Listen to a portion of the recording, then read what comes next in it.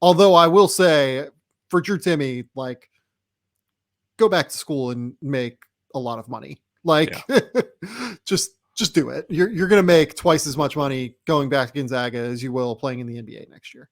Be the actual face of college basketball. He's probably like one of the Mount Rushmore of faces college basketball. Like, you're the guy now. This is your kind of sport. You do the mustache thing 100-fold. Gonzaga will be good with Julian Strawther going back, Rasir Bolton going back.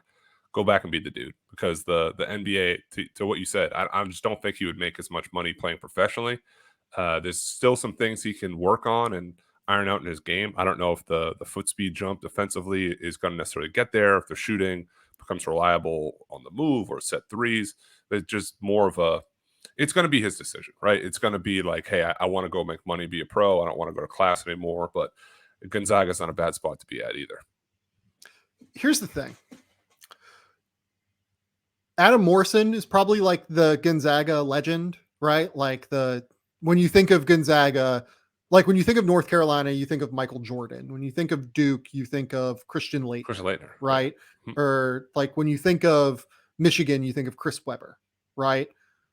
Drew Timme, if he leads Gonzaga to the national championship next year, and look, the best team in the country has a 5%, 10% chance to win the national title, right?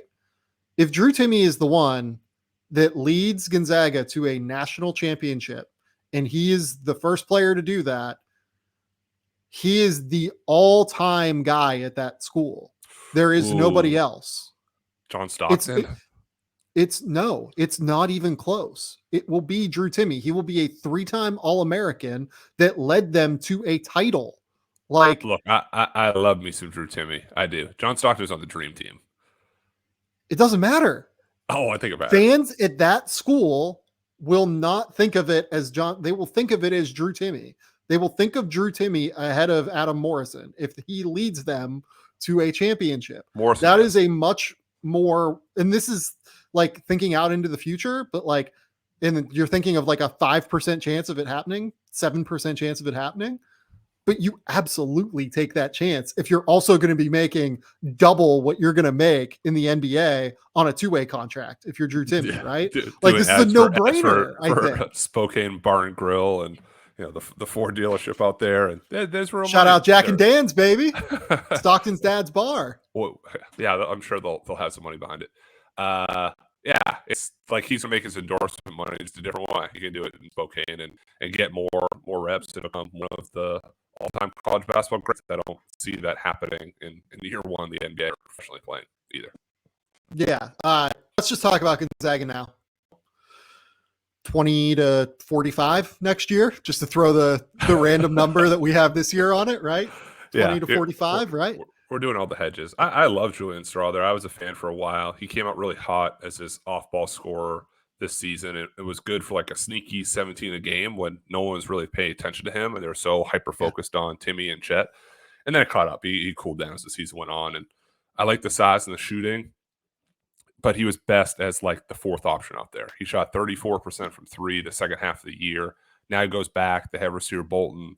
They have a little bit older Hunter Salas. He can improve the shooting, work on the passing reads, still be the cutter slasher away from the ball. That'll get him on an NBA court quicker than anything else, and a chance to be a first-round guy in a year. And just he has to channel more of that player he was versus Duke. We had 20 and 10 shooting 8 for 16 from the field. That game was in Vegas, his hometown. I think he has a real chance to kind of be more of a breakout name and solidify himself in the 20s a year from now. Assuming Drew Timme is back, let's do that, right? Gonzaga is the number one team in the country, right? Where's North Carolina? They're up there, but like this would be Nolan Hickman and Hunter Salas, you know, two post-hype freshman guards that have a real shot to be first-round picks next year. Mm-hmm. Julian Strawther, who we just said has a chance to be a first-round pick next year, and Drew Timme, one of the great college bigs, like if not the best college big in the country. On top of that, you have Anton Watson, a really good defensive guy who can step in and be a consistent presence. And then they got Efton Reed in the transfer portal. And I think they still have one more scholarship that they can give out. Might be right. Yeah, I think they have one more. Plus, they have Braden Huff, the kid that won. Did he win Mr. Illinois this year? He might have been. He played on our circuit too. He was with the Illinois Wolves. They Mhm. won the Under Armour championship with Jaden Shutt, who's going to Duke. Really good, skilled, can score, can play the high post, do some of the dribble handoff stuff. Gonzaga, I'm gonna like contradict myself immediately because Chet Holmgren's going to be a top 3 pick and plays a lot. But they can bring their bigs along slowly too. And if you have that front court, you don't have to rush him into it. He's going to be good. Just needs a little bit of time. Yeah, like I wouldn't expect him to play, 30 minutes a night next year. I would expect him to be able to step into the rotation next year, Yeah. basically.